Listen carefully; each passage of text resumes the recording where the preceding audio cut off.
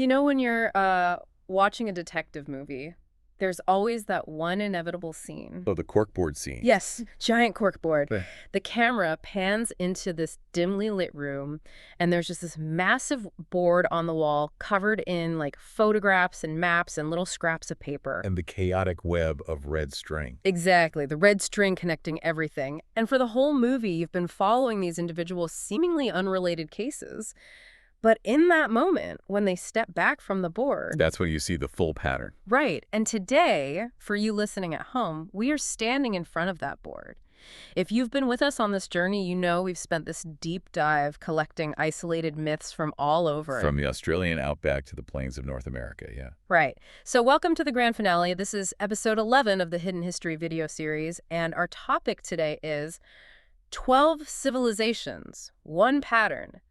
The table that changes everything. It really does change everything. It does. And our mission today isn't to recap every single ancient tradition we've covered one by one. I mean, you already know those stories. Right, we're not just doing a review session here. No, the goal today is to look at the master comparison table that brings all of those isolated traditions together into one single framework. Yeah, and to really understand what we're looking at, we should probably establish exactly what that framework is. Go for it. So, the source material takes 12 distinct world traditions and scores them against 5 highly specific elements. Okay, 5 elements. What's the first one? First, you have divine beings who descend from the sky and teach humanity. Right.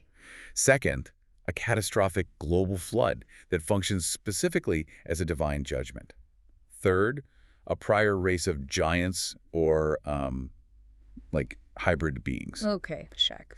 Fourth is an invisible supreme creator god. Mm-hmm. And fifth, and this is the one that will become the most crucial piece of this entire puzzle, the confinement or sudden withdrawal of those divine beings. The sudden withdrawal after they interact with humanity. Right. Okay, so let's step back and look at the whole board. Yeah, let's look at the data. When you lay all 12 of these traditions out and you score them against those 5 criteria, what jumps out immediately? Well, the big reveal is immediate, and it is stunning. Out of 12 civilizations spanning the entire globe, not a single tradition scores a 0. Wait, no zeros at all? None.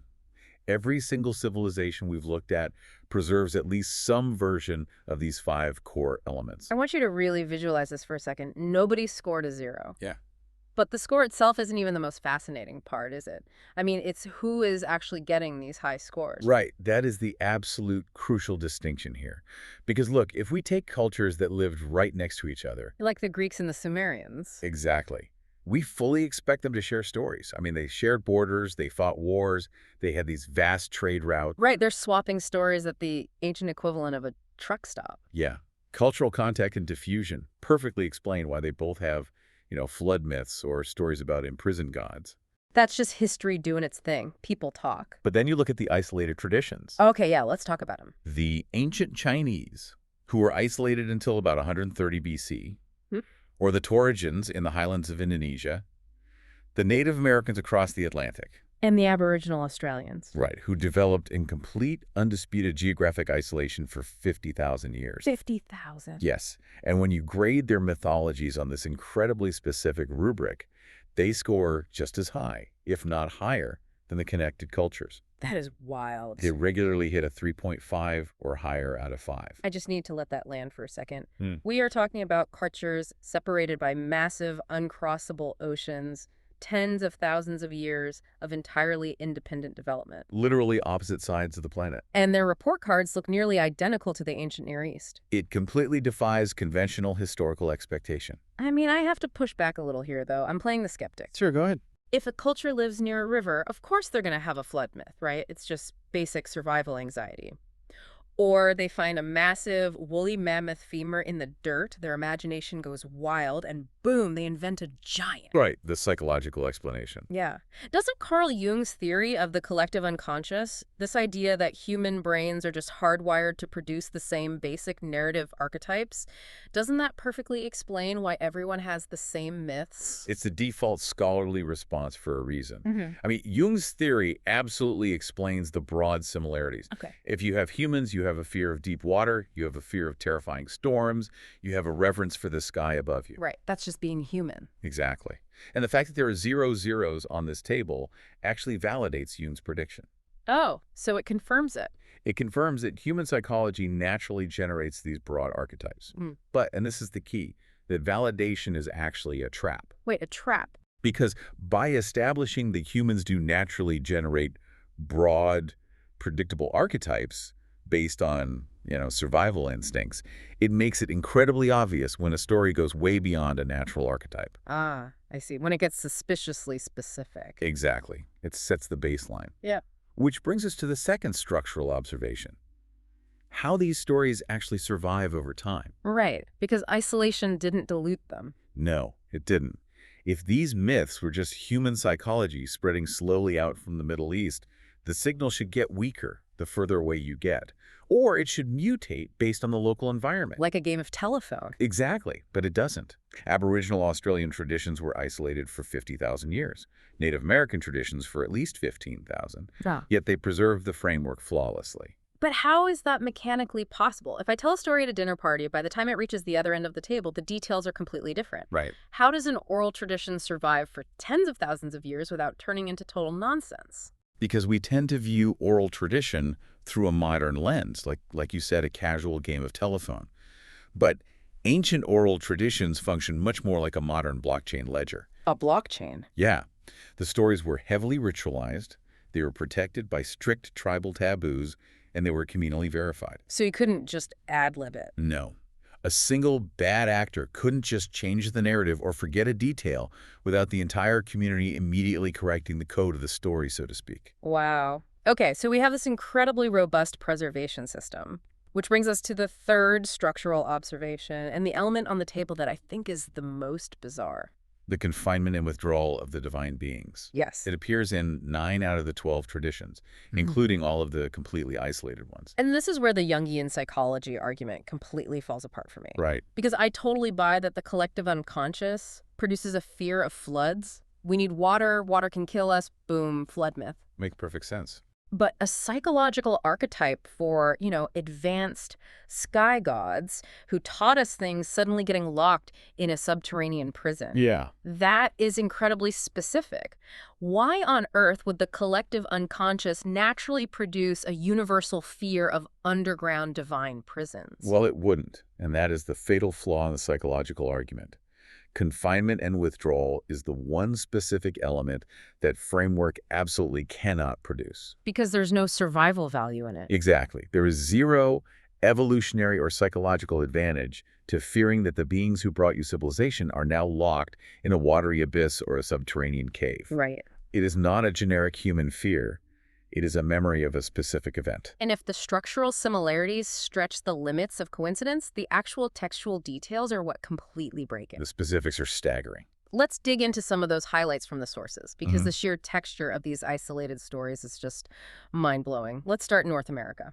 Okay, so out of over 120 documented tribal flood traditions in North America, the Catawba tribe in the Carolinas preserves a stunningly specific procedural detail. Tell them about the bird. Right. So when the floodwaters cover the earth, they recount sending a dove out over the water, and the dove returns carrying a leaf. Wait, a dove returning with a leaf? Yes? That is an exact procedural match to the book of Genesis, where Noah releases a dove that brings back an olive branch, but they're completely isolated. It gets even more specific. If you go to the Dakotas, the Lakota creation account includes the supreme creator giving humanity a rainbow. A rainbow as a sign that there will be no more great floods. Exactly, a covenant sign. Again, matching Genesis. But what strikes me there isn't just the visual imagery of a rainbow, it's the theology behind it. How do you mean? Well, a rainbow isn't inherently a promise. It's just a meteorological event, right? Yeah. It's just light hitting water droplets. So elevating a rainbow to a covenant sign, a binding contract between God and humanity that the world won't be drowned again, that is a highly specific theological choice. Absolutely. You don't just accidentally invent the dove, the leaf, and the rainbow covenant on an isolated continent because of some psychological archetype. That's like finding two people on opposite sides of the planet who independently invented the exact same 12-step recipe for chocolate chip cookies, right down to like the pinch of sea salt on top. It's way too specific. And if you think the cookie recipe is specific, let's look at Australia, the Wandjina traditions. Oh, the Wandjina. The rock art for this is visually haunting. It really is. For you listening, we're talking about incredibly well-preserved cave paintings that are 4,000 years old. They depict these beings with pale white faces, huge black storm cloud eyes, and no mouths. And the Aboriginal tradition explicitly states these were non-human entities. Right. And their oral tradition is arguably the most precise parallel to the Book of Enoch outside the ancient Near East. Okay, walk us through it. The Wandjina were sky beings who came down, shaped the landscape, and taught humanity laws and survival skills. But then, and here is that confinement element, when their work was done, they didn't just fly away. They didn't just go back up. No, they withdrew into specific named underground water holes. The tradition says they remain there, confined beneath the earth, still controlling the storms and weather from below. So in the ancient Near East, you have the Watchers descending, teaching forbidden knowledge, and then being bound in the subterranean abyss, often called Tartarus, like a deep, gloomy prison beneath the underworld. Right. And then 50,000 years isolated from that. In Australia, you have the Wandjina descending, teaching, and being bound in underground waterholes. That is staggering. That underground confinement is bizarre enough on its own. But if we move north to the Indonesian highlands, to the Toraja people, we see something even stranger. I was reading the notes on the Toraja, and their isolation is incredible. They were living in the Sulawesi highlands, completely cut off from the rest of the world, until Dutch colonists literally stumbled upon them in 1906. Completely isolated. So what did they preserve in their tradition? They preserved a tradition that their ancestors, the Tumaguran, descended from the heavens. And they didn't just bring vague wisdom.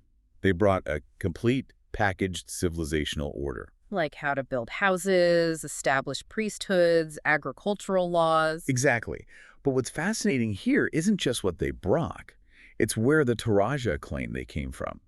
They specifically point to the Pleiades star cluster. The Pleiades? Are you kidding? No, which is the exact same constellation associated with the Enochic Watchers in Near Eastern lore. Wow. And it's the exact same star cluster associated with the sky beings in Aboriginal Australian traditions. So you have three completely isolated cultures, separated by massive oceans, all pointing their fingers at the exact same celestial coordinates in the night sky. The exact same stars. That actually gives me chills. Yeah, it's profound.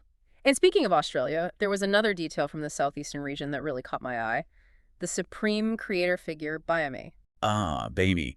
He is a fascinating figure. He's the invisible sky father who lived among humans, taught them, and then returned to the spirit realm. Okay. But the detail the sources highlight above all others is a strict taboo regarding his name. A taboo? Yes. His name is absolutely forbidden to be spoken publicly by ordinary people. Wait a second, a forbidden name. That sounds exactly like how the ancient Hebrews treated the name of God. Precisely. It mirrors the exact theological instinct of the Hebrew divine name, YHWH, the Tetragrammaton. Right, the idea that the name is too holy to say. The concept is that the Supreme Creator's name is so immensely powerful, so holy, that human lips are literally forbidden from making the sound. And this incredibly nuanced theological concept was preserved independently. Yes, completely independently, without any physical contact route between the Australian continent and the ancient Near East. It's just wave after wave of specific overlap. But I have to ask about the knowledge itself, because in the Book of Enoch, the knowledge the Watchers bring isn't just, here's how to be a good person. Right, it's not general morality. It's a very specific, numbered curriculum, like Azazel taught metallurgy and cosmetics, Barachial taught astrology, Penemu taught writing. It's a literal list. And we see that identical structure elsewhere. Look at the Native American tradition of white buffalo calf woman. Oh, right. She appears to Lakota as a clearly non-human, supernatural being. And she doesn't just offer general guidance. She teaches a strictly numbered curriculum of exactly 7 sacred rituals. 7 specific rituals. Yes. She transfers this highly categorized knowledge, and then she departs. The Torajan to Menrune brought a similarly specific, categorized civilizational package. Is this the same pattern again? Across the board, a non-human entity enters the human realm, transfers a specific, numbered curriculum of knowledge that radically transforms human civilization, and then withdraws. Okay, I have to play the skeptic again for a minute. Yeah. Because this is the most obvious counter-argument someone's going to have. Lay it on me. How do we know these incredibly specific details?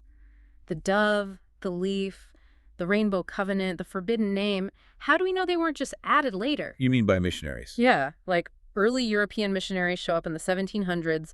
They start preaching from the Bible, and the indigenous cultures just absorb those cool Bible stories and remix them into their own myths. It's the most vital question to ask, honestly. And the researchers are meticulous about it. These traditions were documented and recorded before European contact could contaminate them. Really? Yes. The Catawba dove tradition, for instance, was recorded before any missionary had reached them or translated a Bible into their language. But beyond just historical timelines, we actually have hard geological science backing up the fidelity of these oral traditions. Oh, you're talking about the Atherton Tableland study in Australia. I love this part. It's incredible science. So geologists were studying the Atherton Tableland in Queensland, and they decided to look at the local Aboriginal oral histories, the Dreamtime stories. Okay. These ancient stories describe the formation of three specific volcanic lakes. The myths describe massive explosions of fire, and crucially, they mention that the surrounding area was an open eucalyptus forest at the time. Right. And what did the scientists actually find when they tested the soil? Well, they took pollen fossil samples from the bottom of those volcanic craters, and the fossil record perfectly matched the Aboriginal accounts. Wow. The volcanic events described took place more than 10,000 years ago, and the pollen proved that at the time of the eruptions, the area was in fact an open eucalyptus forest, not the dense, wet tropical rainforest it is today. That is unbelievable. So they didn't just invent a scary story about a volcano. All right. They passed down a literal eyewitness account for over 400 generations without losing the core environmental facts. Exactly. It proves that their blockchain method of oral transmission is capable of flawless historical preservation over millennia. Right. They don't play a sloppy game of telephone. They really don't. If they can accurately preserve the geological and botanical reality of a landscape across 10,000 years, their preservation of historical and theological events like sky beings who descended, taught, and withdrew underground well, it deserves to be taken incredibly seriously. It really does. Which brings us to the final movement of this deep dive. We're looking at the corkboard, all the red strings are connected, but we need to be really clear about what we can actually conclude from this massive web of data and what we can't conclude. Right, we have to talk about limits. Yes, let's be precise here. We have to be brutally honest. The table of 12 civilizations does not prove that the Book of Enoch is inerrant, literal historical fact. Okay. It doesn't prove that the Watchers physically existed exactly as the ancient texts describe them, complete with their specific angelic names. And it certainly does not prove that a literal, physical, global flood covered every single inch of the planet Earth up to the peak of Mount Everest. Okay, so for you listening, if it doesn't prove the myth is 100% literal history, what does it establish? How should we be making sense of all this? What it establishes is the historical reality of the Babel scattering mechanism. Let's define that. What exactly is the Babel scattering mechanism, anthropologically speaking? It's the anthropological understanding of the Tower of Babel concept. It proposes that long ago, a unified ancient population experienced a series of very real, highly traumatic events. Like what? Perhaps a highly advanced intervention, followed by catastrophic environmental destruction, effectively hitting the reset button on early civilization. Okay. And as that unified human population later dispersed across the globe, migrating slowly across land bridges and oceans to populate the continents, they carried a common memory of those events with them. It makes me think of a single giant mirror that gets shattered. And as all these different cultures walk away to different corners of the earth, they each take a different jagged piece of the glass with them. That's a brilliant way to look at it, actually. Over tens of thousands of years, the memory fragmented. The names changed. The cultural dressing adapted to the local environments, Right, so a Middle Eastern mountain becomes an Australian waterhole. Exactly. But the core structural sequence survived. And those bizarrely specific details, the dove, the rainbow, the exact coordinates of the Pleiades, the unpronounceable name they survived in the reflections of those shattered pieces. So here is the synthesis argument in its final form. The stories from ancient China, from the Australian outback, from the Native American plains, from the isolated Indonesian highlands, and from the ancient Near East, they are the same, not because all human brains naturally think the same thoughts. No. They are the same because all humans once knew the same events. Wow. The collective unconscious isn't just a generic psychological structure we are all born with. It is a shared ancestral memory of something that actually happened to us. The table changes everything because it completely removes the safety net of coincidence. You just can't shrug it off anymore. You really can't. The core thesis of the source material states it with chilling clarity. The prison is real, Ah, and the sentence was always temporary. I want you to really sit with that. Think about the ancient myths you were taught in school. We're always told to view them as just fairy tales, or at best, psychological coping mechanisms for early humans who were just scared of thunderstorms in the dark. Right. But what if they aren't? What if they are actually the fragmented, scattered, fiercely protected history of our world? The evidence points to a shared reality. We have simply forgotten how to read the language of our own past. We started this duck dive talking about the detective finally stepping back to look at the corkboard. The red strings connecting 12 completely isolated civilizations all point to the exact same center. They do. Every civilization on Earth remembered that these divine beings, these teachers, were ultimately imprisoned. And more importantly, they remembered that their sentence had a set duration. It wasn't forever. So the question you have to ask yourself now isn't whether the prison exists. The question is, what exactly happens to our world when that temporary sentence finally ends?